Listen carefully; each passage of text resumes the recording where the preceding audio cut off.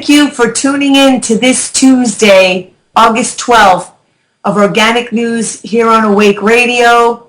Tonight, the first two guests, a lot of times scheduling is one of the challenges for getting guests.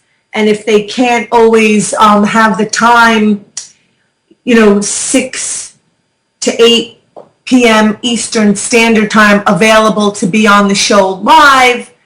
If the people are local to me, which two of the guests tonight, one I interviewed in person, the interview that I'm going to play now with Crispin Miller. He's a local guy over here at NYU, so I met him yesterday and interviewed him for over an hour. And so I only have time to play about 45 minutes of it, and the rest of it is going to be uploaded to my YouTube channel, April, like the month, Waters, Watters. It'll be uploading overnight, so tomorrow it should be ready to go. So here is Crispin Miller discussing Forbidden Bookshelf, which he talked about on Breaking the Set with Abby Martin, and others talking about 5 books that haven't necessarily been banned but have just fallen out of the public eye. Really good books that he wants to bring back into circulation, and what these books are about.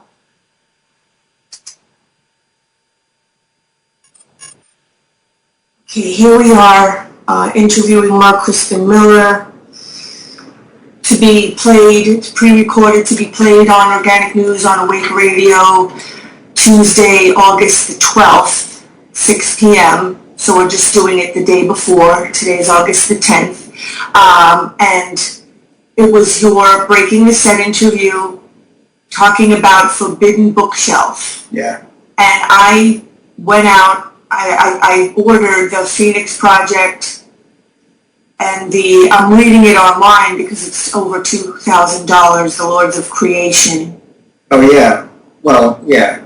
These are ebooks, right? And the purpose of Forbidden Bookshelf is to make important works that are now out of print available again. And not just make them available, but publish them, which means tell the world about them. I mean, a number of these books that we're doing, you can find used copies on Amazon. But if you go looking for it on Amazon, a particular book that presupposes you've heard of it, right?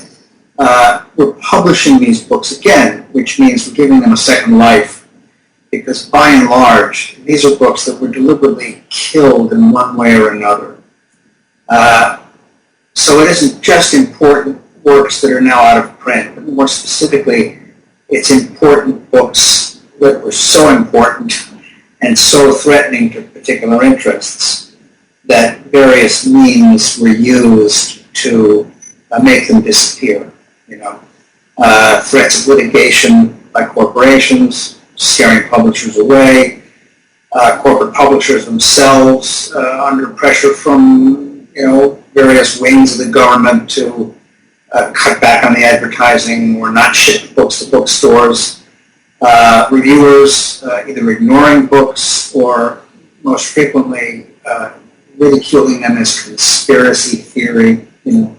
These are all various tactics used to ensure that books which people really ought to read vanish, so that people don't really know they're out there, or have a wrongly negative impression of them, and so they'll never bother to read them. When I read what you online, due to the First Amendment, or because of it, that countless crucial books, have been disappeared. But just like a lot of people also now, people that are on, whatever terrorist watch list or, a no-fly list. I mean, so it's this sort of just stripping the rights, not just of people now, but of, authors and the books that they write. Yeah, that's a good point. Well, there's a connection between the tendency of certain controversial books to disappear and then the eventual phenomenon of inconvenient people, if not disappearing outright, at least having difficulty traveling, speaking out, and so on. I mean, the purpose of the First Amendment, in the minds of the framers, was to ensure that the American people would know enough about what the government was up to so that that government could never become a tyranny, right? I mean, say what you will about the framers, they had their weaknesses and their blind spots and so on, their class interests and all that. Nevertheless, the notion of the First Amendment is extremely important. The government cannot ban books. The government cannot kill news articles before publication. There's a prior restraint. That's unconstitutional. However, paradoxically, precisely because the government cannot ban books, because the Constitution forbids it, that has necessitated the use of more indirect tactics to see to it that certain books don't see the light of day. Or if they do see the light of day, that they are then kind of quickly forgotten. You might say conveniently forgotten. They slip out of print. No one ever mentions them again. Subsequent books, safer books on the same subjects, never refer to them, They're not taught in schools. So really the implications of this kind of subtle and invisible disappearance of particular writings are vast. When they disappear, even if they're available for sale as used copies on Amazon, they're not in people's minds, So I guess I'll talk about the first 5 that we have out now. If I could just say, one thing that it came to my mind as I was listening to you speak, because, lately they're trying to make, journalism illegal and calling journalists like, terrorists. And I mean, these books are almost, it's like similar to journalism where it's just trying to get an alternative view out to the public. Yeah, I'm glad you... And I know that I think I read something about you saying that the media in the United States is disgusting, I think was the word. Something like that, yeah. Right, the mainstream media in our country is just a disgrace. It's worse than in any other developed nation. And yeah, you're right. Dissidents across the board has become increasingly difficult, increasingly threatened. Certainly there are all kinds of activists who have now been defined as terrorists. I mean, animal rights activists have been defined or marked as terrorists. It's illegal to disparage meat. I mean, there are these preposterous laws, all at the behest of industry, by the way. I mean, we talk about the government being the main actor here, but in many cases, not all, in many cases, the government cracks down in this way at the behest of various industries. So it is, in a classical sense, in a kind of literal sense, a fascistic development, because you've got the state and corporations joining forces to outlaw certain kinds of protest, and at the same time, as you suggest, even certain kinds of journalism, certain journalistic inquiry, certain kinds of journalistic inquiry are forbidden, discouraged, or even outright illegal, and this has all, we have seen this trend manifest itself throughout American history, from the Alien and Sedition Acts of 1798 under John Adams up through, the jingoist hysteria of World War I. Eugene Debs went to prison for opposing the war. And then right after that, pro-Bolshevik sentiment was effectively illegal. We've seen this happen happened, manifested itself periodically, time and time again. But I think since 9/11, it's probably reached its culmination. And what we're seeing now is probably more dangerous to democratic freedom than anything we've seen in the past in this country. So, getting back to the list of the 5, Right? not necessarily banned, but more faded out, Yeah. not no longer in print. Well, yeah, I'll talk about each one and the way in which each one was going to disappear.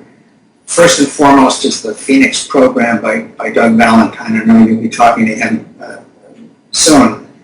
This is a great book about the Vietnam War, and also a great book about the CIA, and more generally about the kind of covert government program that is put in place. The Phoenix program, first of all, is a book about the Vietnam War, an indispensable book about that war, and a really valuable corrective to the kind of mythology that Reagan and Bush Sr. and others began propagating within a few years of the war's conclusion. That it was a noble effort, or at worst kind of tragic blunder, Well, it wasn't. It was an atrocity, and the Phoenix program was at the heart of it. The Phoenix program was an elaborate CIA/military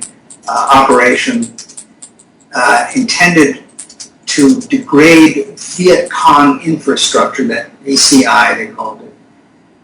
In other words, its purpose was to try to weaken the Viet Cong in South Vietnam. Its stated purpose was to do that. Its actual purpose was to pacify the South Vietnamese population and protect the tyrannical and corrupt government of President Thieu and Vice President Ky. The government in South Vietnam was far more hated by the peasant population of South Vietnam than the North Vietnamese was. There was a tremendous amount of resistance and opposition. What the CIA did was find an extremely efficient and bloody way to keep that kind of dissidence in check. It was based on a great deal of technological sophistication, the compilation of a huge computerized database in Saigon with the names of all kinds of people all over the country who were supposedly Viet Cong supporters, although in fact many, if not most of the names on that list were actually the names of people who didn't have anything to do with the Viet Cong.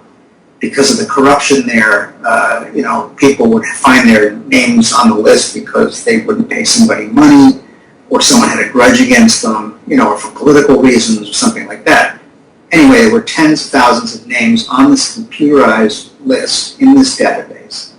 There was a tremendous amount of highly sophisticated surveillance on these people. And then there was systematic torture, abduction, rape, and assassination. Tens of thousands of Vietnamese civilians, at least 20,000 were assassinated, maybe as many as 40,000. And it went on for about 7 years. They relied primarily on teams of Vietnamese troops under the command of Americans, extremely sadistic and bloodthirsty troops. Was it the My Lai massacre? Well, there were a few pages on the My Lai massacre in the Phoenix program. Doug Valentine has some credible evidence that the massacre, which was carried out by American soldiers, not by these reconnaissance teams under the Phoenix program, he has evidence to suggest that that massacre was in fact a result of the Phoenix program and related to it. There's a few pages on that. The important point here, beyond the crucial light that this sheds on that war, the way it was actually fought, its actual atrociousness, and the kind of bureaucratically maintained war crimes that went on repeatedly. Beyond all of that, is the even more important point that we can regard the Phoenix program as a template for similar mechanisms that the CIA has set up in countries all over the world since then. But most importantly, a mechanism that has been set up, and it is being set up now here in the United States, and that is the point of Doug's new introduction. The Phoenix has landed, was the title. And he argues that the use of 24/7 absolute and total surveillance, secret courts, terrorist watch lists, informer programs, indefinite military detention of civilians. He goes through the whole roster of sort of fascistic or proto-fascistic innovations under both Bush, Cheney, and Obama, to make the point that Phoenix is important not just because of what it tells us about a war that's long since finished. Phoenix is important because it's kind of the playbook for what many other populations worldwide have had to endure, and finally what we are now having to endure. It speaks to the point you raised earlier in the conversation. So the United States was in war for Vietnam to support this tyrannical government. Well, and to suppress the dissenters. Well, this gets us into a discussion of the causes of that war. I mean, the propping up that government wasn't the end purpose. There, as in Nicaragua before the Sandinistas, as in Indonesia, as in Iran, as in Guatemala, as in Honduras, as in El Salvador, as in Brazil, as in Argentina. We can go on and on and on. In all these places, the CIA has functioned to prop up a despotic government in order to create an orderly and stable atmosphere so that American corporations could do their business. That's what this is really all about.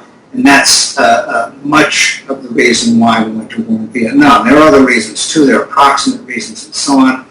I mean, we have just learned recently that it was not LBJ who used the Gulf of Tonkin incident as a pretext to go to war in Vietnam. He resisted this. It turns out to have been McNamara and some of the military officers who misrepresented the Gulf of Tonkin incident to Johnson, who had he had a lot of reluctance, about going into Vietnam, which, is really a surprise to those of us who have sort of bought the Oliver Stone notion that, LBJ had Kennedy killed so we could start a war in Vietnam. Apparently, it was a very different story. Nevertheless, without getting into a long discussion of that war in particular, we can say that America has conducted itself as an empire for, over a century now, but not in the overt, swaggering way that the British did, for example. The way they ran their empire, they were outspoken, proud, overt imperialists, right? There's been some of that in our history, especially under like Theodore Roosevelt, the way he talked about, Cuba or the Philippines. That's a little earlier than Roosevelt. But I just lost the thread of what I was saying. Yeah, unlike the British, we have always represented ourselves to the world and to ourselves as the champions of freedom and self-determination. We are not imperialists. That's a crucial nugget of American ideology. We aren't imperialists. We're not good at that. We're bad at that. The British did that. The corrupt old European powers, France, Belgium, they did that. We don't do that. We liberate people, right? So, because of that delusion, because of that mistaken self-appraisal, that completely skewed self-image, it has been very hard for authors who have contrary stories to tell to have their books get a fair shake. There's so many books that have been written that demonstrate in countless ways how false that image is, that we have subverted democracy all over the world, that we have worked against the interests of populations all over the world, that we have abetted their oppression by, local dictators and tyrants in order to satisfy the needs of American business corporations. We have done that. And one of the purposes of Forbidden Bookshelf is to acquaint or reacquaint Americans with that true history, you see. You said that's not who the United States is. They don't do it well. That's a myth that we have about ourselves, that's what I'm saying. But, right, they are doing it rather well. Well, we certainly have done it well. I mean, look, we,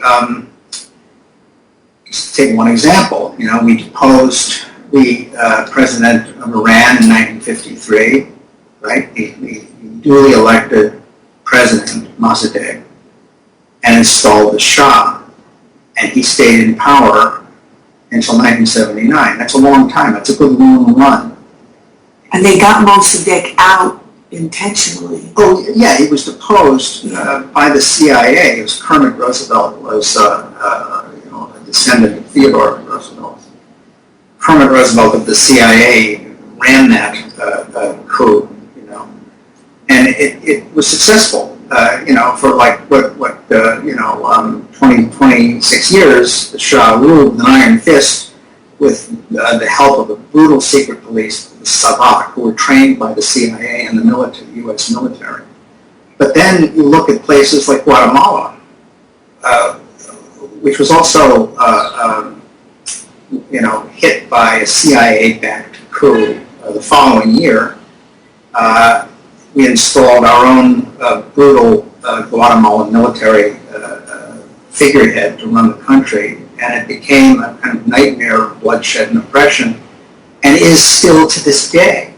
It is still to this day. Guatemala did elect a fairly progressive president a couple of years ago. He was driven out in the same way that Aristide of Haiti was just sort of driven out, just deposed, just take a walk, beat it, and the press says almost nothing about it. And who's driving them out? Well, it's the U.S. that basically does this again in order to preserve the sort of law and order that American business corporations demand. I mean, in Iran, it was oil interests primarily. In Guatemala, one of the major players was the United Fruit Company. But that's, we're getting now into a discussion of U.S. foreign policy. This is our history. And it is a history that is largely unknown to most Americans, even the most well-educated. Even I find that many of my colleagues at the university are fairly ignorant of all this, because all the best scholarly and journalistic accounts have been sidelined, neutralized, or killed outright.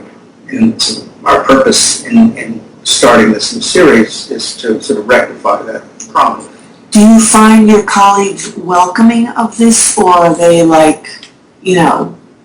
not open to challenging what they have come to believe? Well, it depends what you mean by my colleagues. My own department colleagues are perfectly open to it. Oh. They don't. The people that you mentioned that we're not aware. But I'm talking about, for example, political scientists, international relations people. Some historians are resistant, others aren't, and others do know something about all this. But it isn't uppermost in people's minds. It isn't something they're fully conscious of. And the proof of this is in the fact that most students go through NYU, spend their 4 years here, and very easily come out knowing nothing about any of this. You see? When it comes to propaganda, the subject of propaganda, which I teach and write about. Most courses here and elsewhere on that subject tend to stress Nazi and communist propaganda. In other words, it's an unstated assumption that propaganda is mainly a foreign, un-American phenomenon, whereas it's the British and the Americans who actually perfected propaganda. Whether we're talking about political propaganda, as we have been today, or commercial propaganda, advertising, those are Western specialties. We really kind of wrote the book on those. And you feel free to be teaching about this stuff. Well, I hope I am free to teach it. That's why I feel free to teach it. But I am struck by the fact that when I teach these subjects, I'm forced to make extremely clear that I'm not insane. Do you know what I mean? Because all this material is so alien to the students by and large. They've heard so little about it that it strikes them as crazy, wild. It can't be true. It must be, as they say, conspiracy theory. But it's not. It's the truth. But what I would say to that, I mean, anything worth taking in, you have to effort for. You have to dig a little. Yeah. The powers that be, whether it's the food that we eat or the media that we ingest, they are not going to make an effort to feed you quality, nutritious stuff. That's a good analogy. So like you gotta read labels. I mean, you gotta even if it says organic today, God knows what the heck you're eating. So, the media is the same thing. I mean, obviously the people that watch like Fox and CNN and all that stuff, I mean, you're definitely not gonna get what you're bringing to people. Even though lately, I mean, NBC with their anchor in Gaza that they took but then put back, says something. I mean, maybe they're catching on. And right, if people demand better quality, food and media, they'll start stepping up to the plate. Well, if they want to keep their ratings. Well, yes. I mean, wherever there's atrocious visuals, they will tend to be there. That's the kind of story that they have an endless weakness for. So the carnage in Gaza, it's way out there, and it's kind of hard to talk it away, even though Israel's public affairs people try.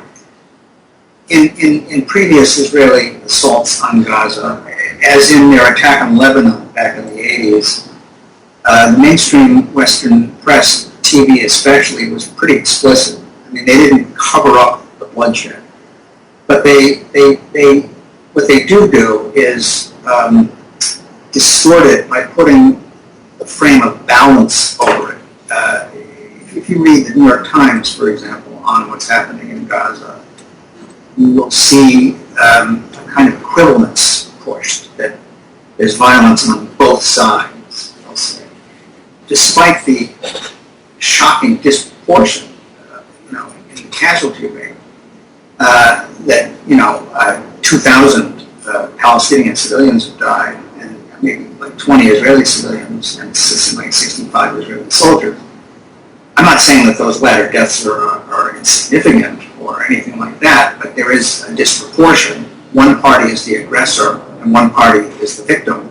But to read about it in the New York Times is to read about a clash of equals, even though the visuals and the facts in the reports are totally at odds with that characterization. And this has to do with the fact that Israel is a major U.S. client state, period. What do you want to say to Diane Sawyer's little mix-up showing the Gaza home that got blown up and was saying that it was an Israeli?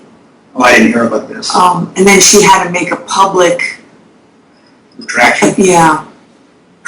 Well, you know, when they make mistakes like that, they tend to make them for ideological reasons. You know, I don't think NBC wants to come down hard on Israel. No Western press outlet ever does. It's too dangerous. You know? Let me say that among the books we will be doing in the series are some really important books about that conflict. In the fall, among the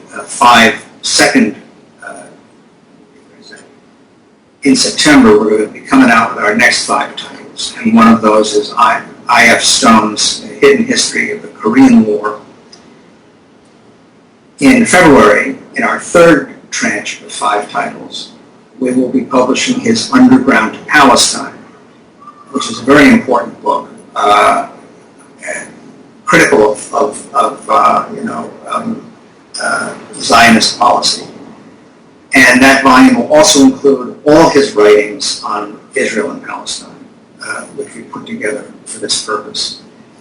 We're also going to be publishing a book by Moshe Menuhin, who was the father of the very famous violinist Yehudi Menuhin. In the 40s, Moshe Menuhin wrote an astonishing book called The Decadence of Judaism in Our Time, and what it is a Jewish critique of Zionism. In other words, it's a strong critique of the whole notion of Zionism, based solidly on the prophetic books of the Old Testament. And this is a book that, of course, was pretty much killed when he wrote it. No one's ever heard of it today, but we believe that it's an appropriate choice for us because it raises crucial questions and issues of a kind that are really forbidden. I mean, you cannot criticize Israel without being accused of harboring Nazi sympathies. So that's one big category of forbidden books that we're going to be paying very close attention to. Now, there's another conflict going on now I'd like us to discuss, which can allow me then to turn to the second of the books we have done already, and that's Ukraine. And when we know about the massacres in Gaza, there's no way not to know about them. We know almost nothing of the massacre that's ongoing in East Ukraine, as Kiev's military, including a number of outright self-conscious neo-Nazis, not just from Western Ukraine, but from other countries as well, like Sweden and Germany. That military has been bombarding the civilian population of ethnic Russians in East Ukraine. It is a humanitarian catastrophe, and it never gets any coverage at all, except by RT and Pravda, so that then it is very easy for American nationalists to dismiss it as Russian propaganda. It may be Russian propaganda, but it also happens to be true. Now, after the Phoenix program, the second title I want to discuss with you is Blowback by Christopher Simpson, which is a history of U.S. recruitment of Nazis and fascists after World War II for help in the Cold War. There have been several books written on this largely unknown chapter in our history, but this is by far the best. Blowback is by far the best of such books. He talks not only about the tens of thousands of Nazi war criminals who were brought over here and put to work in, to do psychological warfare, or for NASA, or who, made close contacts with the Republican Party. He talks not only about all that recruitment, but he also talks, and this is very important, about the disastrous effects that this absorption has had on U.S. foreign and domestic policy. That it really had a great deal to do, for example, with our consistent exaggeration of the Soviet military threat. This notion that there was a missile gap and that we were trailing the Soviets in military development, this actually came from Reinhard Gehlen, who ran, he actually was the head of the Nazi spy organization during the war. We rehabilitated him and put him in charge of a pro-Western spy organization in West Germany. And he had his own ideological reasons for encouraging us to see the Soviet Union as far more dangerous than it really was. This misconception of Soviet military might had enormous consequences for American foreign policy, for our military budgets, and so on. So Blowback is a book that people definitely should read, and in particular has a great deal to say about Ukraine. The Ukrainians, the pro-Nazi Ukrainians, were by far the most ferocious and dedicated abettors of the final solution in Eastern Europe.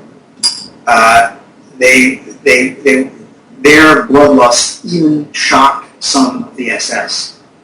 The SS were often cooler customers, they were more efficient. So that what's happening today, where the U.S. is explicitly arming and funding parties like Right Sector and Svoboda, parties that model their insignia on SS insignia. I mean, this is a fact. They worship the memory of Stepan Bandera, who was Ukraine's wartime pro-Nazi president. Okay? This bizarre connection between our government and those interests in Ukraine has a long history. I mean, what's especially bizarre about it now is that Ukraine today is championed by a number of prominent neoconservatives, many of whom are Jewish. I don't understand this. I'm not a psychiatrist, but there are also Israeli special forces soldiers who are fighting on the side of the Ukrainians. Okay, don't even ask me to try to understand this, but the fact is that it's true, and in order to grasp its historical roots, I think it's a good idea to get a hold of Blowback. We're also going to be doing a book next year by Russ Ballant called Old Nazis, the New Right and the Republican Party, which gets into a lot of detail about how the Republican Party in the 50s through the 80s deliberately cultivated ex-fascist and Nazi populations in the United States for electoral reasons, because the Democratic Party always had strength in the cities because of black and Jewish support. So in order to counteract that support from the Democrats, the Republicans turned to Slavic populations in the cities, Ukrainians, Poles, and so on, and ideologically, therefore, welcomed and encouraged a kind of ferocious right-wing, anti-communist, and often anti-Semitic sentiment. It's funny that you should say you're not a psychiatrist because, that's what it's really coming down to. Nobody can know what goes on in people's heads. And I was a psych major when I went to Brooklyn College, a long time ago. And it's actually like my favorite subject in the world, but we won't, go there because it does take a lot of looking into. Yeah. Well, we can't say though that if we want to simplify, we can say that economic interests ultimately trump moral concerns, right? We would think that Jewish neoconservatives would want to have nothing to do with outright neo-Nazis, but the conflict in Ukraine and with Russia has so much to do with economics. It has so much to do with the European Union. The Ukrainians were going to go with Russia instead of Europe economically. Also, many people don't know this, but there is a tremendous effort underway to start fracking in Ukraine. Oh, wow. And the so-called separatists in East Ukraine are resisting this because it had a devastating effect on the land. The CEO of the biggest company involved in fracking in Ukraine was Hunter Biden, who was Joe Biden's eldest son. So in some sense, the Ukrainian military is actually over there protecting, it's my cat, protecting fracking equipment. If I just wanted to say one quick thing. everything that goes on a large scale happens on a smaller scale. So I don't believe that people need to, like know all this stuff that's going on these large scale, whether it's, Israel and Gaza, whether it's the 99% and the 1%. All you got to do is, scale it down to the family system, to neighborhoods, to, we all know people that deny reality. That's right. We all do. I mean, so just take that and then magnify it so many times, and you have what's going on in Gaza and Israel, what's going on with the 99% and the 1%. You deny reality enough, and you have so much power, and you create money out of nothing and use it to perpetuate your detachment from reality. I don't know. To me, it's not that complicated. Well, I think you're right. I want to say in response to that, what we're talking about here is the elites are running amok. The elites are running amok. Whether it's the billionaires who now ride the economy, right, but so-called 1%, or whether it's the gurus behind the foreign policy establishment, corporate interests that are driving that, the military contractors and so on. We have an elite that's completely out of control, an elite whose contempt for democracy and for the average person is just about explicit. An elite that is militarizing the police all over the United States. An elite that is preparing to crack down really hard, having spent decades and decades cutting back the union movement and destroying organized labor, and now attempting to destroy public education and attempting to gut Social Security. I mean, these are all part of the same large pattern, and I think it's a global pattern, right? Where denial comes into it is in people's disinclination to believe that this could be so. And your point is so well taken. It's just like in a family. The father is an abuser, right? Molester. You don't want to believe that. You don't want to see it, so you don't see it. You make excuses for it. You say it isn't happening. You repress all memory of it, right? To me, the family system is the original place where people learned to go along with the too big to fails. Like, that's where we learn to bail out the too big to fails. Yeah, I guess that's true.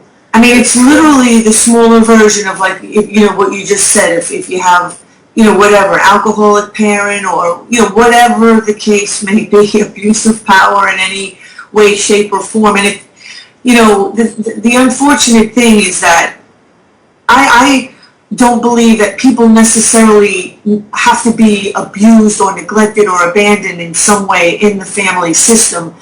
You also are not, on the other side of it, you're not necessarily being completely lifted up to your fullest either. Yeah, right. Which, to me, is a form of, you don't have to call it abuse, but it's some form of neglect, because you're not being completely, like, taught to use all of what you have. Okay, we have to take a break now. Please don't go away. There is more to this interview. It's approximately an hour and 20 minutes long. My intention was to only interview him for about an hour, but of course it's very hard to obey time. So we're going to take a break. You can listen to the rest of that interview at my YouTube channel, April, like the month, Waters, Watters, and we're going to come back with CECILY McMillan's interview. Please don't go away.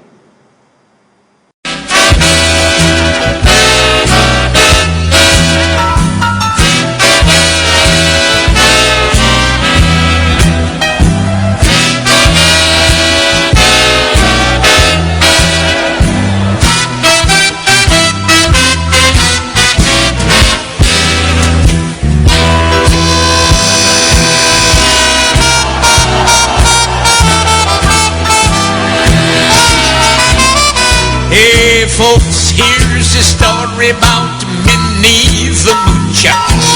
She was a low-down hoochie-coocher.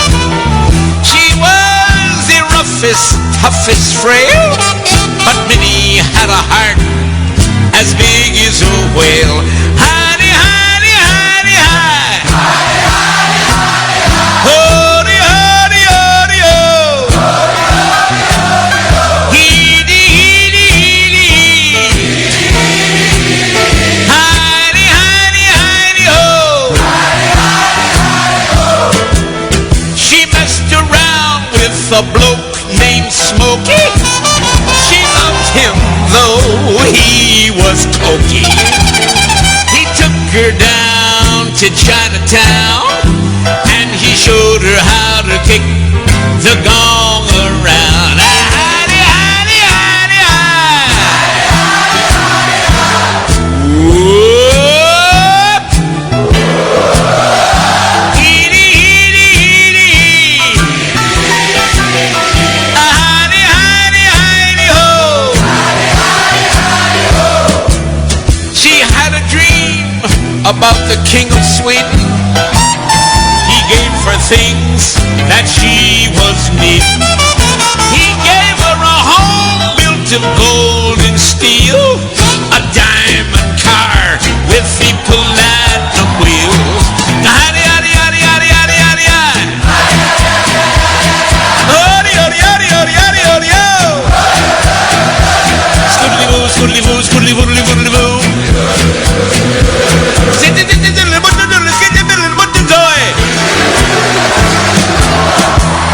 He gave her his townhouse and his racing horses. Each meal she ate was a dozen courses. Had $1 million worth of nickels and dimes. She sat around and counted them all 1,000,000 times. Howdy, howdy, howdy, hi. Howdy, howdy, howdy, ho. Heedy, heedy, heedy. Heidi, Heidi, Heidi, ho. Poor man, poor man, poor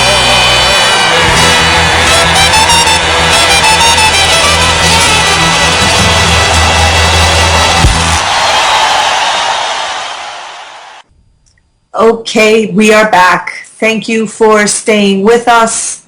We're going to get right into the interview with Cecily McMillan that I did earlier today, just about 3 hours ago.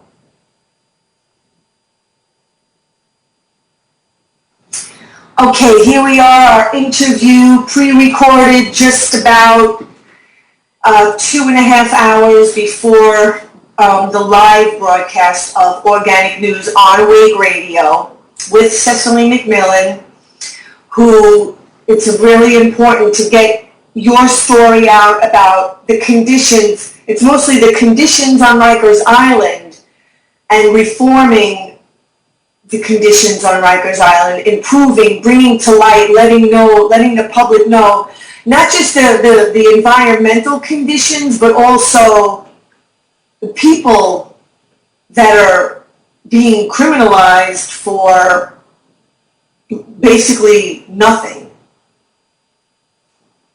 Yeah, I mean, that was my experience. I mean, I think that they're being criminalized for their very existence. I think that most of the women that I met in there, for them, existence really is resistance. Our society has said, we are all equal and we are all free and we all have these rights. And, we know that not to be true, and that was what Occupy Wall Street was about, is that some people are more equal than others, namely corporations. And then the people that are considered people are generally white, middle class, whatever that means. That's constantly shrinking.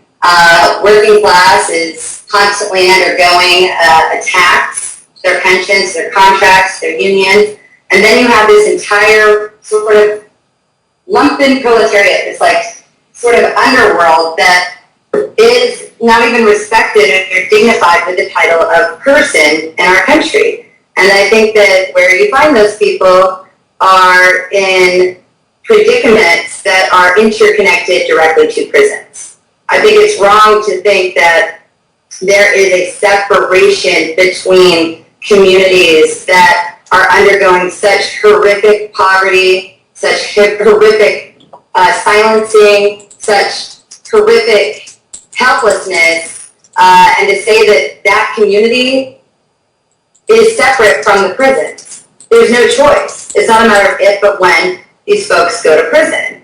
And a lot of them, you'll hear something that we talked about in prison often was how prison was a part of their very communities, that they all knew somebody in prison, had been to prison, had children in prison, had friends in prison, that it was a matter of orchestrating their daily lives around taking care of others who are left behind by incarceration, children, older folks, that prison is a part of these communities that I am speaking about in a way that it's not a choice, in a way that there's not an option, in a way that they will be targeted and they will go to prison. It's as if the communities and the neighborhoods that a lot of people come from is already like preparing them for prison. I mean, what is it that we talk about when both the Democratic Party and the Republican Party is cutting pensions, is cutting welfare, is cutting public schools in these communities through, quote, no child left behind, you know, the war on drugs, broken window theory, all of this leaves these entire communities from the onset as criminal communities. They don't even have the dignity or the respect by our American, I would say, not just by our government, but our American society. They're labeled from the beginning of their lives in the communities that they live in as some sort of criminal poverty community. These stigmas that there are people who don't want to work, these stigmas that there are children who don't want to go to school, these stigmas that there are people who want to go to prison in order to get a free meal and a free bed. All of these things are characteristic that we're attaching to an entire population who has never even been given the rights of American citizens. Right, the chance, that's what it's seen from birth. Right. Criminal. And the thing that really like frustrates the hell out of me, trying not to curse, is the fact that it's the very system itself that creates these environments, that creates these neighborhoods, these communities, and the very conditions that then the system turns around and points the finger at and blames.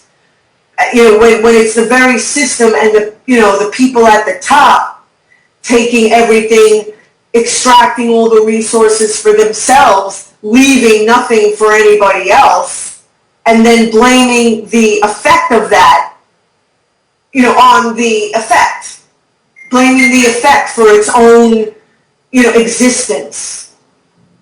Right. I mean, I agree with you. I remember being in jail and people were using these terms to describe me: political prisoner, martyr, and these were terms I was very uncomfortable with. And the reason why is, I got a rude awakening thinking that I was going in there as an organizer, thinking that I had some sense of rights, thinking that I had some understanding of tactics for winning campaigns. And then I realized all of the women fell into one of three categories: political prisoner, martyr, or victims of political repression. And I say this because in there, I learned that whatever concept I had of myself as an organizer was minimal and little in terms of the experience that these women have as organizers. Literally, the whole of society is saying, we don't want you, you're useless, you're undesirable, you're taking up space and time and taxpayer dollars, you won't get with it, and you're lazy. And these women that I met, ultimately, as a byproduct of trying to survive, every day. They were incredible organizers. The government says we won't give you jobs. They figure out how to make money. The government says we won't give you health care. They figure out how to get health care. The government says you are not worthy of community through resources, through government programs, through food, and they figure out every day how to live, how to survive, and how to be more human than most people that I've ever met that are fighting for causes like humanity. And I say that they're political prisoners in this way because their existence is resistance. I say that they are martyrs because many of them understand that the actions and the choices, I air quote choices, that they make are going to send them to jail. For instance, I met a woman in there who was in college, who was studying computer science, who was at CUNY, who even worked for New York Communities for Change, and her son, who was 1 year old, had a serious heart defect. The doctors told her, and the insurance company told her, that her son was an undesirable candidate for a life-saving surgery. She knew that she needed to find $50,000 and $50,000 fast in order to pay for this surgery, and she got involved in the well-known Target conspiracy credit card fraud ring. And she made $50,000, $50,000 fast, and she paid for her son in order to get the surgery so that her son could live, that she'd get caught, that she'd go to jail. That's a martyr. Women that sell their bodies on the street because they do not have any other forms of money, they have families to take care of, they're single mothers because their husbands, their fathers, their brothers, their uncles cannot help them because they're being rounded up on this broken window theory and the war on drugs, and they're stuck taking care of not only often their children, but their brother's children, grandchildren. They sell their bodies not because they want to. What woman wants to? They sell their bodies because they have to. And that is a martyr. And I say political repression. Either those two categories are victims of political repression because they are literally iced out of our society. They have no access to jobs, no access to education, public education that will allow for the credentials to get into college. Even if they were to go to college, there are no jobs for college graduates. They are told that they are criminal by the color of their skin. They're hunted down and ultimately go to jail because they are a class that our country refuses to recognize. And I can say this very clearly because in the entire time, in my time in Rikers, I was never more than once with 3 white women at the time, of which most of those women were half Latina. And I can also say that I had the highest charge of any Rikers sentencee that I met. I was the only person with a violent felony.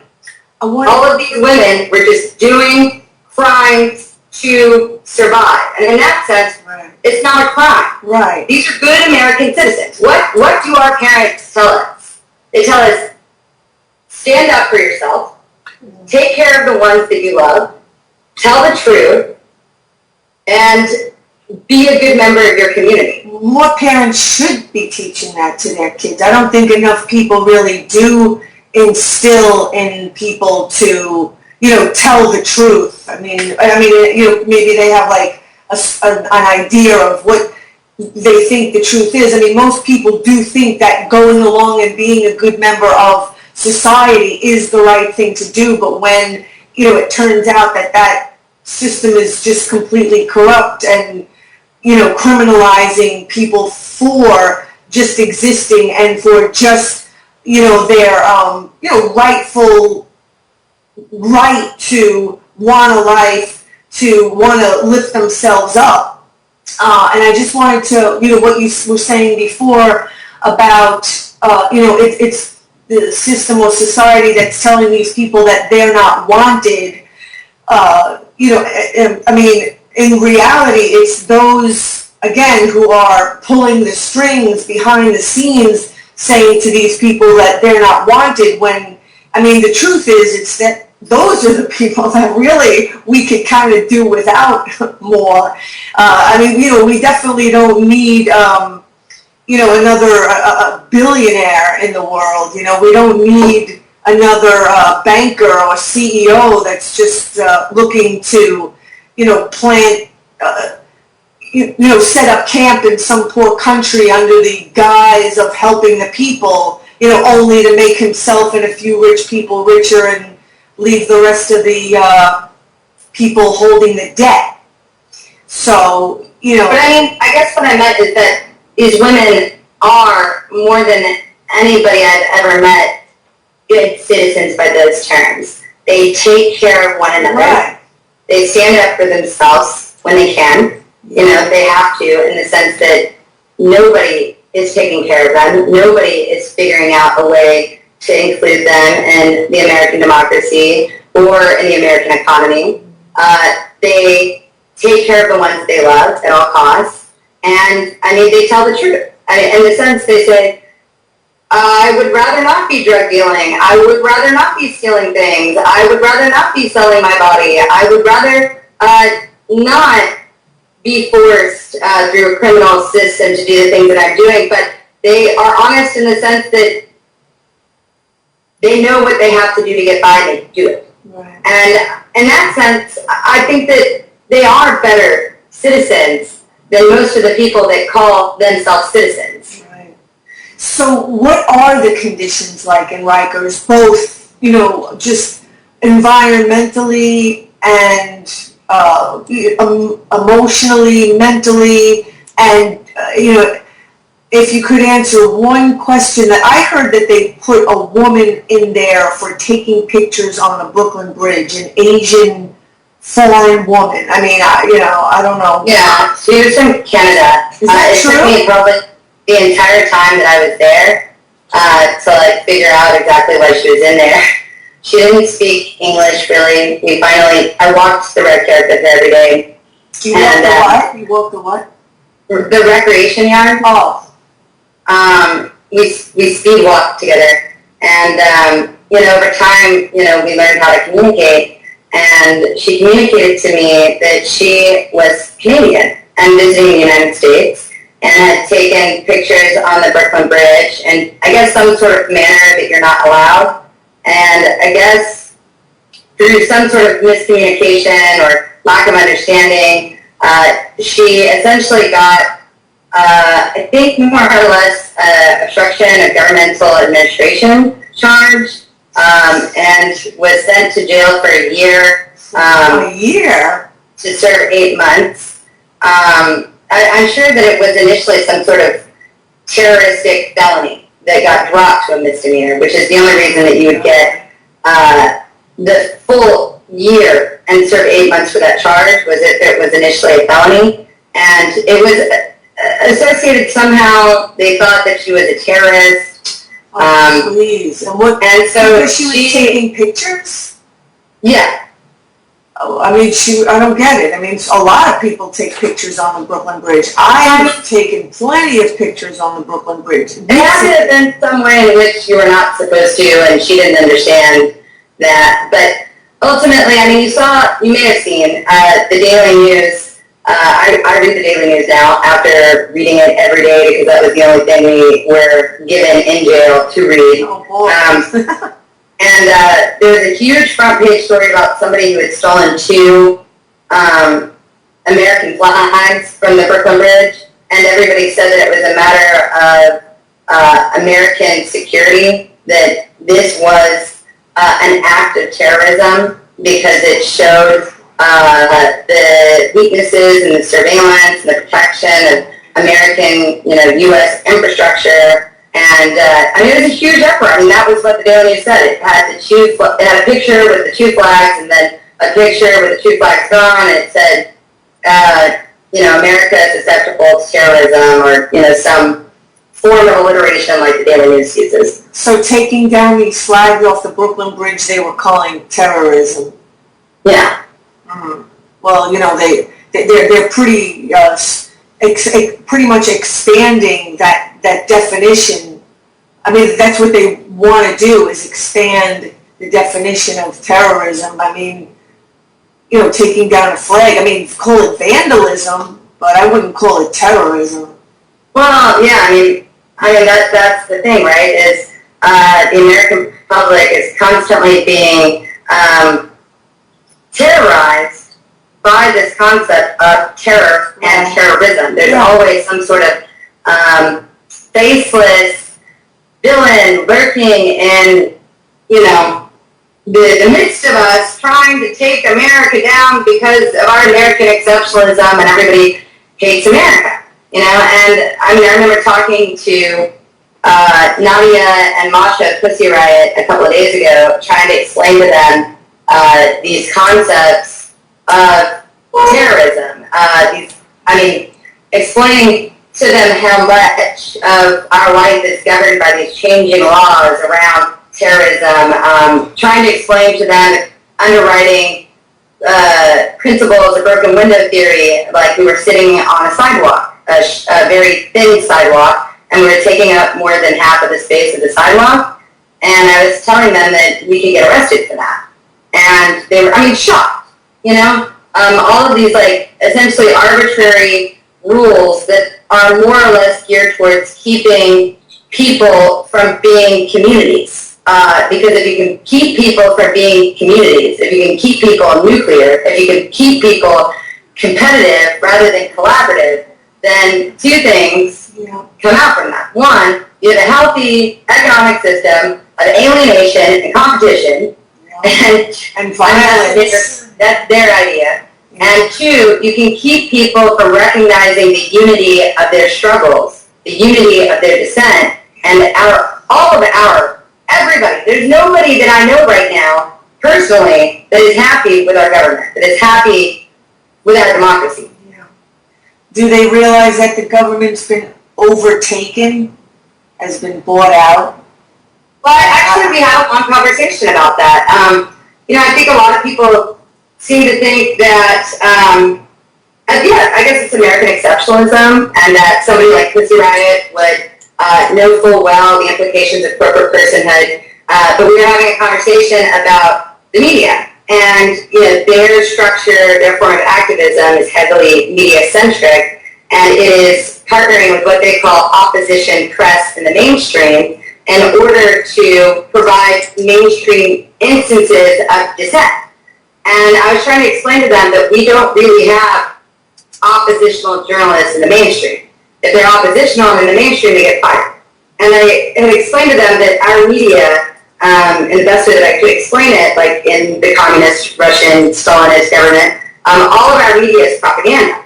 And nothing in our mainstream media really buys that far from the middle. And, it's not like we can, she said, you don't have any press affiliates like CNN or Fox or MSNBC. And I said, we have Rachel Maddow, and really that's about it in the mainstream press. And, it's not really a way that we can count on having a discussion. Freedom of speech, I think, in their country actually seems to have greater meaning than freedom of speech in ours. I think our country is the most afraid. Looking at the McCarthy era, looking at the civil rights movement, looking at my case and my trial, I think our government is most afraid of people speaking in opposition to our government. And that really illuminates the fact that they're afraid of dissenting also, because they're so entrenched, in the system with their jobs and their, paychecks. So, so it's like a domino effect, so the justice system, quote unquote justice system that you had to deal with, because the people involved in that are so in it, they're so, dependent on it for their funding, and, they're not going to, or are afraid to challenge it, so then that gets passed down to someone like you and the rest of us, so it is kind of like a hierarchy, and the people, unfortunately, who don't want to go along with it, or who the system clearly is not just not working for, but is actually against. I mean, it's just to me, it's so it makes no sense. It's like so ridiculous, because it's like a war against, I say this a lot, it's a war against the natural world. I mean, it's a war against, natural law. I mean, I think that if there's anything that prisons can be adequately characterized as, it is an attack on freedom of speech. When the middle class and the upper middle class and the upper class are all wrapped up in competition and alienation for jobs, for stature, running essentially on a treadmill to keep pace with the constant changing class demographics in order to keep up with the Joneses, the only people that actually do have community, the only people that actually do have the possibility of organizing, therefore the only people who have the constant contact with interactional networks that they trust and constantly come into contact with, are those at the bottom.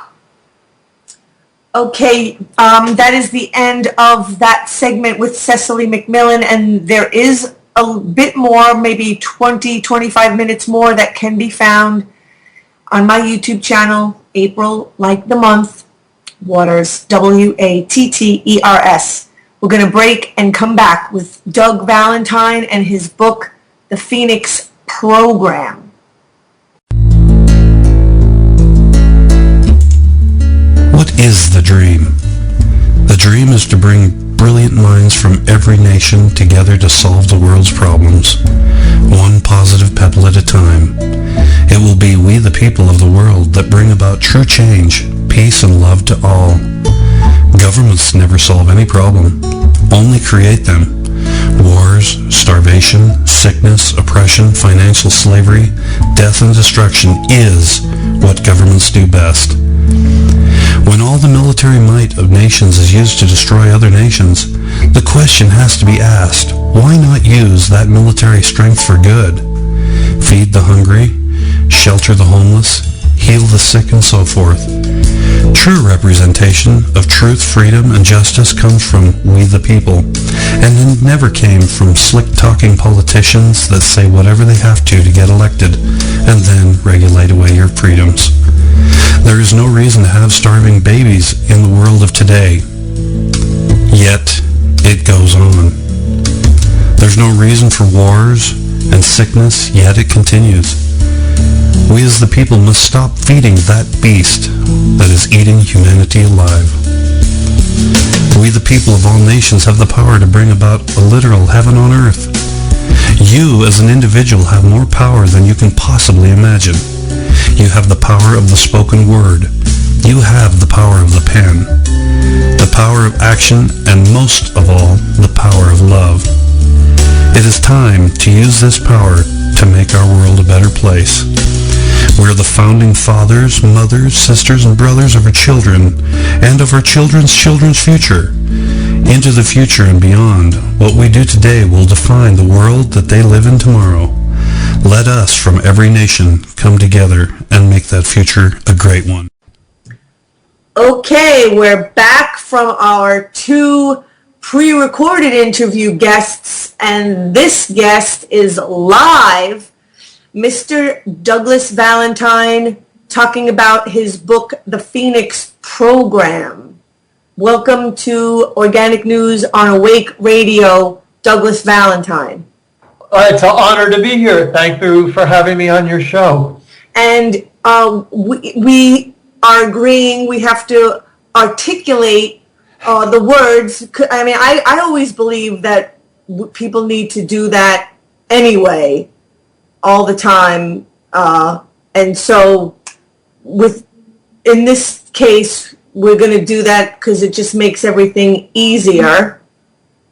Yeah, let me explain myself. When I was a young man, I did a lot of outdoor work. I was actually worked for tree companies for 12 years, climbing trees with a chainsaw, and that contributed to my hearing loss. So I have hearing aids now, and it's I appreciate your speaking slowly and enunciating. Because you can't always tell just by, looking at people, or, most people take it for granted, that other people can keep up, or that other people, know things or have certain abilities when they don't always. And I think it's really important for all of us to always consider,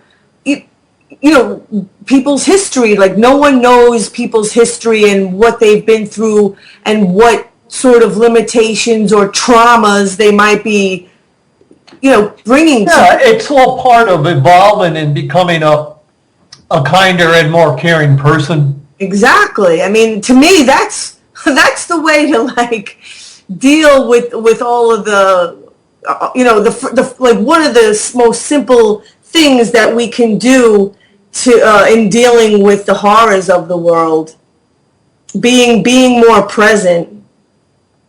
Well, yeah, and from my particular point of view, and this brings me to the Phoenix program, I would not have gone after the CIA if it was staffed by a bunch of defenseless people, or poor people, or people who couldn't get around. But that's not the nature of the CIA. The CIA is packed with people who are predators, and by their very nature, they do dastardly, terrible things, and they do them in secret. And so, when I picked them to investigate, I wasn't going after somebody who couldn't defend themselves. On the contrary, these are the people that are really the secret predators of our society. The government basically has a monopoly on violence, and it rules the country and it rules the world through its violence, not through its rationality and its ability to understand foreign people, people of different cultures. But it rules the world through its predatory instincts and its harnessing of its violence. And so when I went after the CIA and all the people in the CIA, I constantly reminded myself when I was doing the investigation that this is who they are, because just like you can't tell that a person may have hearing loss just by looking at them, you can go to dinner like I did 100 times with CIA officers who, when you look at them across the table, they have families, they look like you and me, they mow their lawn, but actually they're predators. Do you think they know that they're predators, or to them it's just normal? No, they absolutely know they're predators. They know they're predators the same way a bank robber knows he's a predator, or a guy who's mugging people on the street knows he's a predator. They're absolutely, totally aware of it. But, there's no physical signs of it. A guy can be, look like a professor. He could be 80 and look like your grandfather. And still, he could be one of these CIA officers who's planning clandestine operations in Syria, and it's really something that it's a disease of the mind. And the people that are recruited into the CIA are given psychological assessment tests, and they're really given quite a lot of tests to make sure that they are sociopaths and that they don't have regard for the people that they're going to victimize, and that they can compartmentalize their lives, that they can go home on Saturday and Sunday and put their kid on their knee and read them bedtime stories, and then the next day they can go out and organize like a raid on Hanmei Island and start the Vietnam War, or they can arrange to have guns shipped to Al-Qaeda in Syria for the purpose of overthrowing that government. So dealing with all these CIA people was a real lesson for me in what it means to be a human being in the range of the capacities and the capabilities of people to be cruel and at the same time lead normal lives. How did you come to write the book, The Phoenix Program? Well, my father had been a prisoner of war in World War II, and he had some very extraordinary experiences, and when I was 30 years old, he told me about those experiences, and I had been looking to be a writer, but I hadn't found a story that really grabbed me, and when my father told me his story, that kind of started my writing career. We sat down and had a bunch of interviews, and I wrote out his story, and it got published as a book, and when I was finished with that, I wanted to write another book, and I wanted to do it about just like my father's experiences in World War II were something nobody knew about. I wanted to write about Vietnam. I wanted to write about an aspect of the Vietnam War that nobody really knew about. And through a series of events, I stumbled on the Phoenix Program, which was the CIA's originally a secret program to actually kill or capture or turn into double agents the people who administered the shadow government, or what we thought of in America as the revolution in Vietnam. Not the soldiers who were fighting, but the civilian people who were like secret agents of this secret government. And the CIA wanted a program to identify all these people, then go out and capture them and kill them or turn them into agents. And that was the Phoenix Program. They ended up killing about 100,000 people, civilians, who were part of the National Liberation Front, the People's Revolutionary Party, teachers, who were people who were teachers by day but were helping to administer the revolution, at night, stuff like that.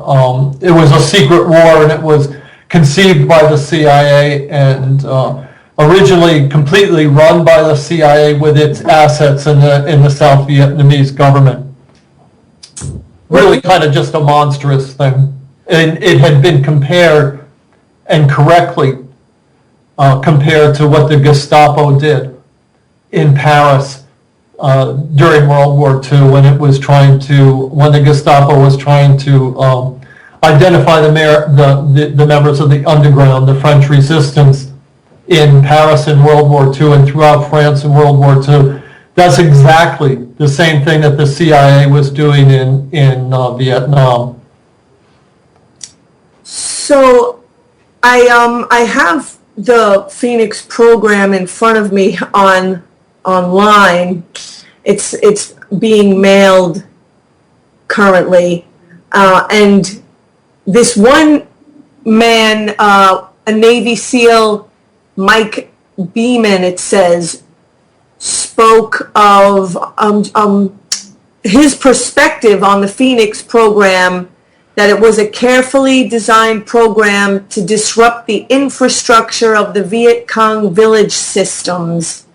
And apparently, on some occasion, the plan was to come in and assassinate a village chief and make it look like the Viet Cong did it. Yeah, absolutely. That was part of it. That's called black propaganda.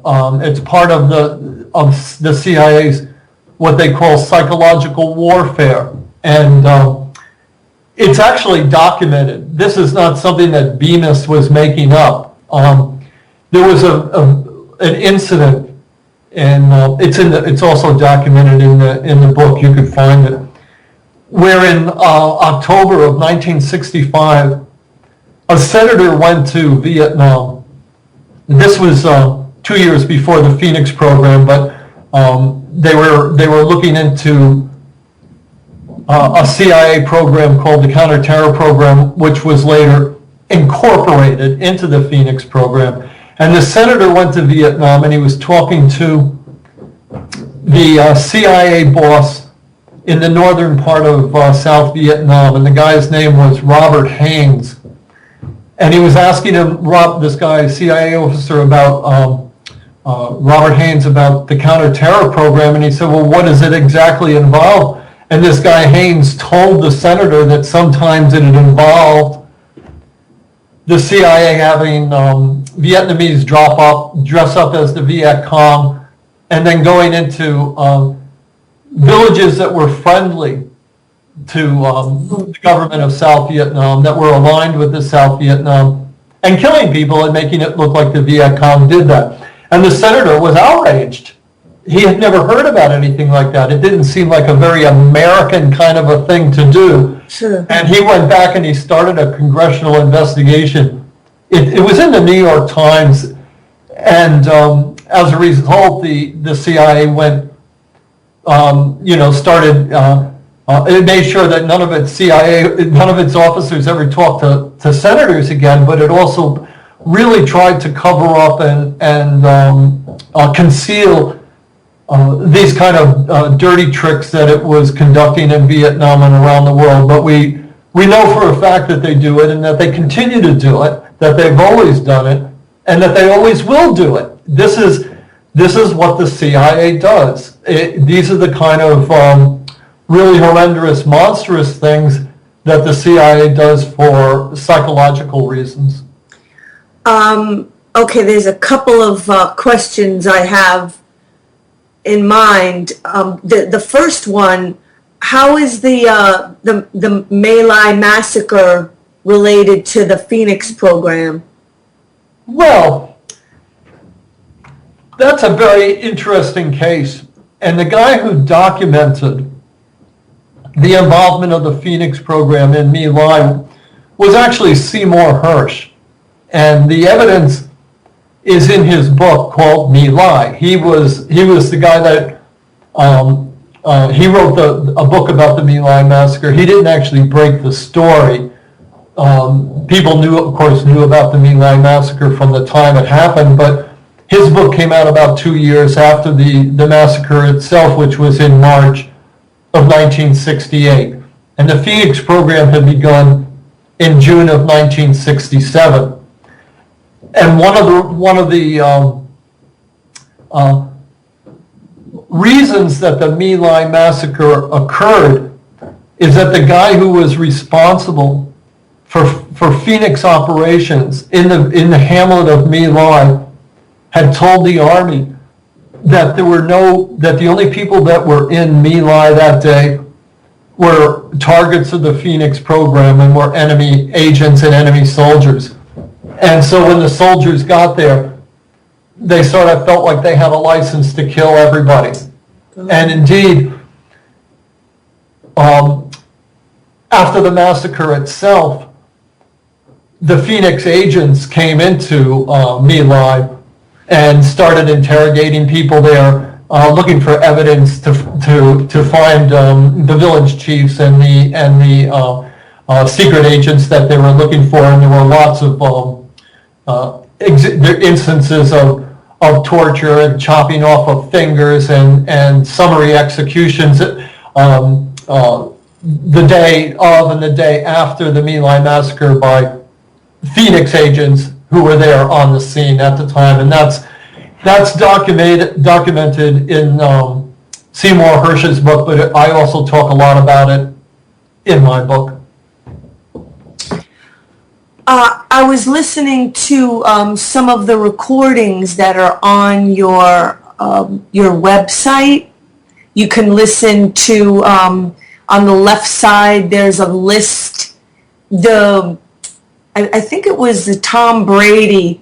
A couple. Brady. Yeah. What do I keep saying, Tom? Here in Massachusetts, we're always making that mistake too, because Tom Brady's the quarterback of the Patriots and all that stuff. But the guy's name was Ed Brady, and his tapes are very important and worth listening to. Yeah, so you can, right, just click on the links at the left and listen to, I mean, they were obviously recorded when? What year? Were they? Yeah, what I did, it took me 4 years to write this book. So that's you interviewing them and these? And I interviewed about 100 CIA officers who were involved in the Phoenix program. And about 100 military officers over a period of 4 years. And some of the interviews I taped, and I taped them on an old $25 Radio Shack tape recorder. I mean, this is back in 1985, 86, 87, some of them were in 1984. Oh. And those tapes sat in my files for over 20 years. And then in 2007, about 5 or 6 years ago, I had them converted to CDs. And once they were converted to CDs, about 2 or 3 years ago, a guy has a website called Crypticome, actually devoted a website to putting up these 20 tapes. So anybody who wants to can go to Crypticome and just plug in CIA Speaks and listen to what these CIA officers have to say about the Phoenix program and programs that were incorporated in the Phoenix program, including a guy named John Muldoon who ran the interrogation program there, and a guy named Tom Donahue who ran all the covert operations, and you can learn actually all about the CIA by listening to these tapes. It's like a PhD level course in how the CIA functions and what it does, as told by the senior CIA officers themselves, including Nelson Brigham, who was the guy who created the Phoenix program. And then there's a couple of tapes with this fellow, Ed Brady, who was one of the original members of the Phoenix Directorate and has a very interesting perspective on the Phoenix program. He was deeply involved in it, and I urge everybody, and if anybody's really interested in learning about the CIA, to go listen to those tapes. John Muldoon, his voice comes over pretty well, and you can hear him pretty well. I think it was Ed Brady. He's a little bit hard to hear, but I wanted to. Let me go to. Let me interrupt for a minute. Sure.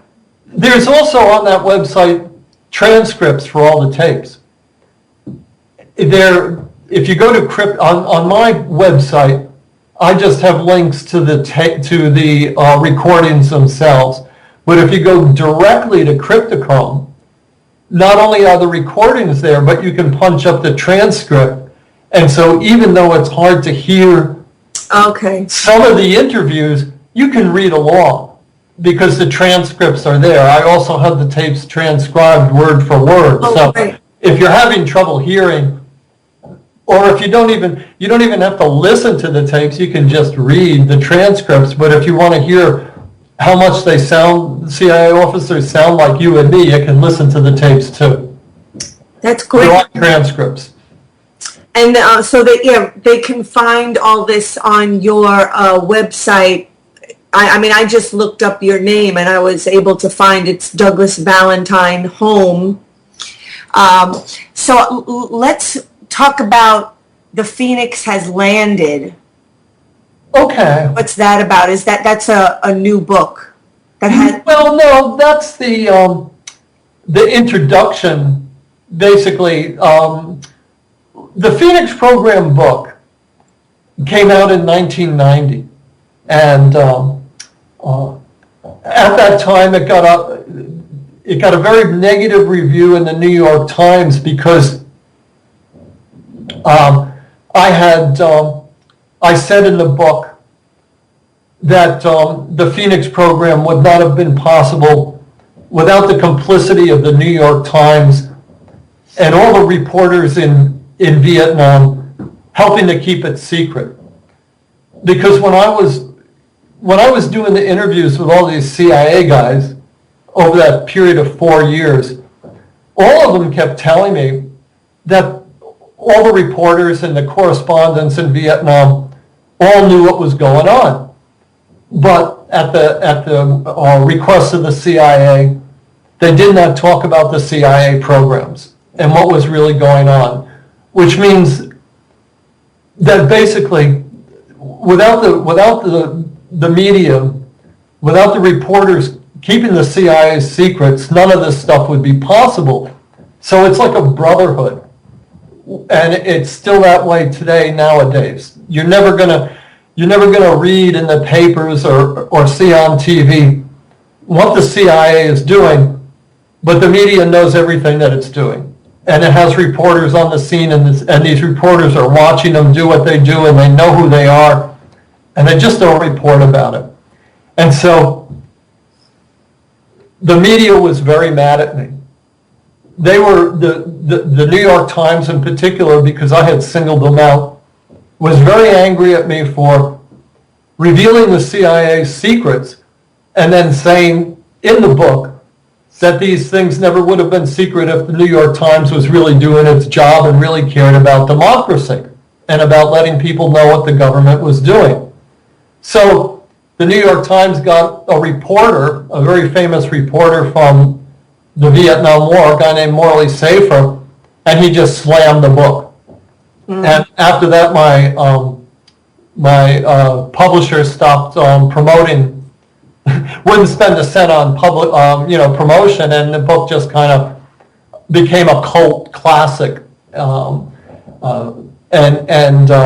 it wasn't until this year that Mark Crispin Miller and Open Road revived the book and republished it as part of their Forbidden Book series. And since then, it's really gained a lot of steam, and I've been very grateful to them. But they asked me to write a new introduction, and the new introduction for the ebook is called "The Phoenix Has Landed," and that has to do with how in the 25 years since the Phoenix Program book was published, the methods that the CIA used to suppress dissent in Vietnam, those methods are now being applied in the United States against Americans by our own government. And it started after 9/11 with the Patriot Act and a lot of the harsh legislation that actually brought the CIA into conducting operations here on Americans in America itself. It was the beginning of the war on terror, and the Phoenix program is actually the model for the war on terror. And so Mark Crispin Miller and the people at Open Road, they understood that what I had said 25 years ago was actually predicting everything that was going to be happening today with Gitmo and black sites and the application of administrative detention here in the United States, all the legal restrictions on our rights that were incorporated into the Patriot Act and which are still in force. All those things were predictable. And I did predict that they were going to happen 25 years ago, and so the people at Open Road thought that as a title for the new introduction, "The Phoenix Has Landed" would be appropriate for that kind of a title, because the Phoenix has come home and it has landed here, and our government is now basically waging a covert war against us using all the psychological warfare techniques that the CIA used against the Viet Cong in Vietnam. It's that serious. What was exactly the end game in Vietnam? What was the U.S. trying to accomplish ultimately? Well, what the CIA always wants to do is the same thing everywhere. And that is to destroy the infrastructure of a country that doesn't operate like the United States, to destroy its culture, to destroy its harmony, the connections that the people have amongst themselves and with their governments, to utterly destroy it the way Israel has utterly destroyed Gaza, the way Syria is being destroyed, the way Libya was destroyed, and to replace those cultures and those economic systems and the relationships, the way that people relate to each other, with American systems, with capitalism, with American corporations, with to tear down the local cafes and build McDonald's and Starbucks. Yeah. To make sure that everybody's buying Ford automobiles, and to absolutely turn those countries over to American corporations, so that American corporations can reconstruct those nations and those countries as if they were little Americas, and to profit off them, to steal all their resources, and to hand all those resources to the rich political elite. People like Pierre Omidyar and Bill Gates, who have billions and billions of dollars and just can't get enough money, and they just want more money. And those are the people that rule our country, and the CIA goes out and destroys other countries so that America can then take them over and take everything they own and set up their own little countries there. That's exactly what's going on.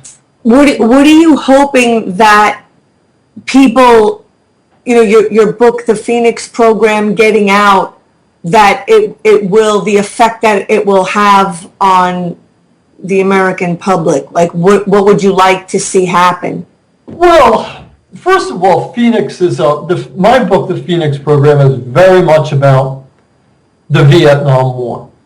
So for people to read the book, you have to really want to know about the Vietnam War.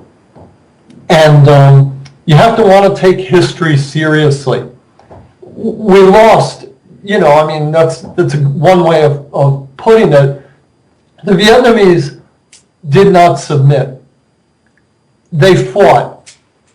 And if you read the book, The Phoenix Program, and you see how the Vietnamese fought back against the CIA, and what their issues were, and how determined they were against the CIA, you can learn the spirit of resistance yourself.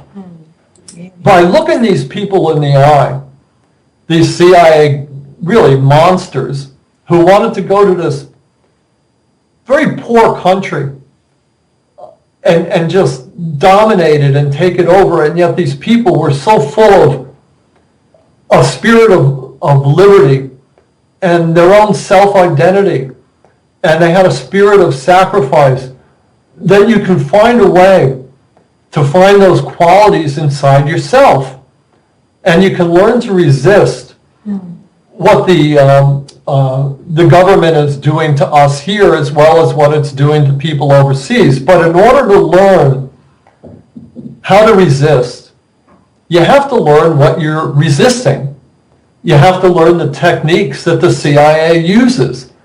You have to really understand in all its complexity what's going on around you in the world, and how the powers that be are manipulating you into doing things that aren't for your own benefit. And by reading the Phoenix Program book, you can learn to you can learn this in its scope and its breadth, the complexity of the situation that we're facing. But at the same time, you can learn what the simple solutions to it are. And those simple solutions, to a great extent, are the things, Kat, that you talk about on your show all the time, which is being centered in the real world, a real world where people help each other and people communicate with each other on a realistic basis about real things, and they don't fall for illusions, which Americans fall for all the time. Illusions of all sorts of things in all sorts of ways. Could you, if possible, name maybe just like, you mentioned Starbucks and McDonald's, what some other companies there might be that are looking to expand their reach into these lands, like? Well, certainly, all the major corporations, and the oil. One of the big things in Vietnam was offshore oil, and all the oil companies were lining up to buy oil leases from the South Vietnamese government. There were, every kind of American product that can be sold. All those companies were looking to establish themselves in Vietnam. The irony, of course, and is that 10, 15, 20 years after the Vietnamese kicked America out, they started inviting all these companies into Vietnam anyway. And if you go to Vietnam now, they're very much interested in having normal relations with the United States, and their leaders,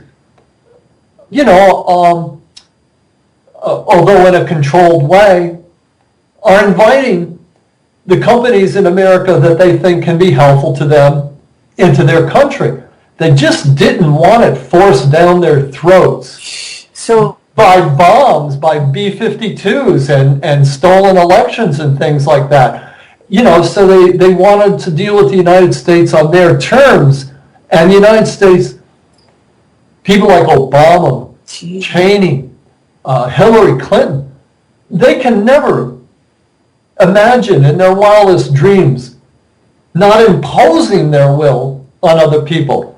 There's no everything they do is just bullying other people into accepting their terms so that they always get the better deal. why? And, so that's what's happening in our own lives all the time too. Why do you think the Vietnamese people want to invite these companies into their country when, they were, the way that they were treated and what did happen to, the civilian population there during the Vietnam War? Well, first of all, the Vietnamese are also inviting Russian companies in and Chinese companies in. Oh. And they're inviting companies from India. Anybody who can help their country to develop and is to the benefit of their people, they're willing to do business with. It's not just the United States. Had the United States won the war, the Vietnamese people really wouldn't have anything to say about whether they would be, they wouldn't be allowed to invite the Russians in or the Chinese. They would just be a colony of the United States. But in a society like Vietnam, they look around and they say, well, this American company has something to offer us that the Chinese or the Russians can't, so let's invite that company in. But they're doing it on their terms. Right. And what I'm saying to you is that through the CIA and programs like the Phoenix program, the people who run our country never allow anybody else to have any input at all into what's going on in their own countries. They want to just dominate and completely rule those other companies and tell them what to do. Wonderful.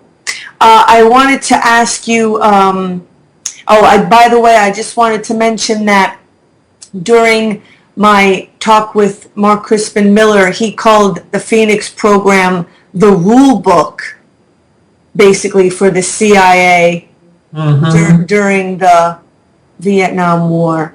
And the next thing I wanted to mention was that it wasn't LBJ who was the one that faked the Gulf of Tonkin as a reason to get into the Vietnam War, that it was McNamara? Well, about the first thing, if you understand the Phoenix program, you understand the CIA, very much so. It's certainly, you'll get a real feel for what the CIA is, and that's one of the reasons why the book was suppressed. I did interviews with CIA officers who thought that the CIA itself had given them permission to talk to me, and they were very free about everything they said to me. So they revealed lots and lots and lots of secrets about what the CIA does, and if you want to learn about the CIA, then like Mark Crispin Miller was saying, learn about the Phoenix program, and you'll learn about about how the CIA is organized and how it operates. You know, I don't know if I exactly agree about what he's saying about the Gulf of Tonkin, about what Mark's saying. My understanding is that Lyndon Johnson wanted to go to war in Vietnam, and he put the word out. He authorized a program called Op Plan 34, which was a bunch of secret attacks against North Vietnam, which were designed to provoke North Vietnam into attacking the United States. And that's one of the things that the CIA does. In secret, it provokes responses so that they can say, well, North Vietnam attacked us, or Syria has chemical weapons, or Saddam Hussein has weapons of mass destruction, and here's the evidence. Or they can say, the Palestinians attacked the Israelis. Right.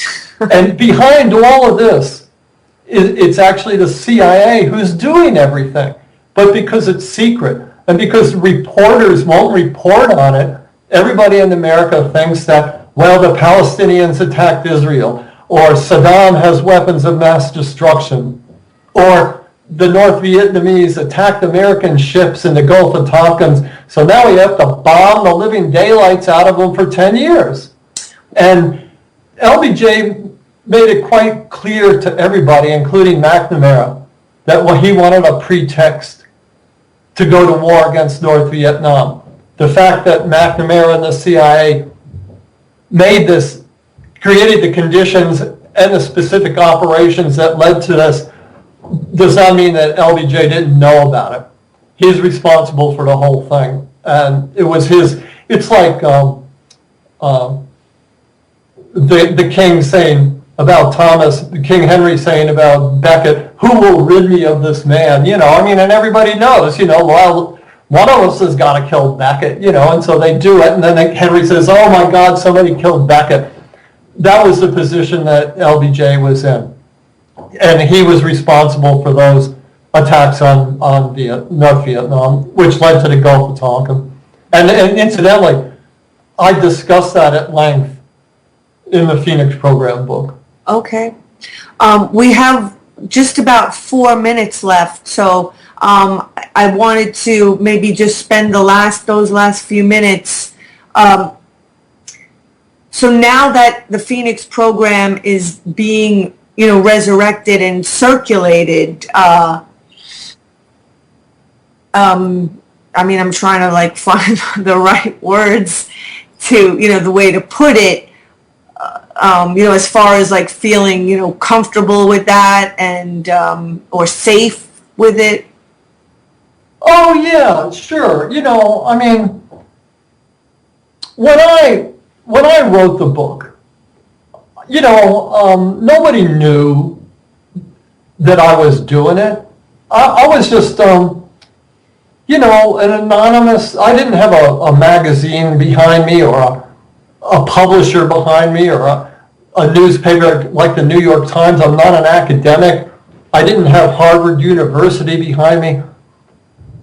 And I went around and I talked to all these CIA guys and all these military guys, special forces people, Vietnamese, very dangerous people, the predators. And I dealt with them all for 4 years. And I never felt any fear. And I encourage everybody else not to feel any fear from these people and to just try to learn about them as much as you can. The New York Times is not going to tell you what the CIA does. CNN is not going to tell you what the CIA does and what they're doing. The Times and CNN know everything that the CIA is doing right now. They know the names of the people in the CIA and what they're doing, but they're not going to tell you. So you got to kind of search it out and seek it out yourself. And the New York Times and CNN and the CIA want you to be afraid to do that. There's no reason for you to be afraid. You got to just go out and do it. It's more scary to not do it. Oh, absolutely. Because, once you see these people in the flesh, you realize that it's just their minds that are diseased. They really aren't a threat to you, other than in the fact that they have organized themselves together and they have diseased minds. We have just about a minute left. Do any of them ever express any remorse? The men that you interviewed? Have I ever felt any remorse? No, the men that you interviewed. Yeah, some of them have. I've had grown men crying in front of me, sobbing about the things they did. Yeah, sure. Some of them feel remorse. And is that in your book, the Phoenix Program, or? Yeah, the very last chapter is discuss one individual in particular who actually has a tape up, Stan Fulcher, talks about his feelings of remorse, and a couple of people in the book talk about it as well. So, Doug Valentine, your website is just Doug Valentine. Yeah, DouglasValentine.com. Douglas. And from there you can get to all the other things, including the tapes and the transcripts and all the other books I've written. Thank you very much for being on Awake Radio. I would love to have you back on again. It would be my pleasure. I enjoyed our conversation very much. And yeah, thank you so much for what you do and trying to bring, truth to the masses. Bye-bye. Thank you, sir. Thank you for tuning in, everyone. Please tune in next Tuesday on Awake Radio, Organic News. Have a great night. Fight the good fight.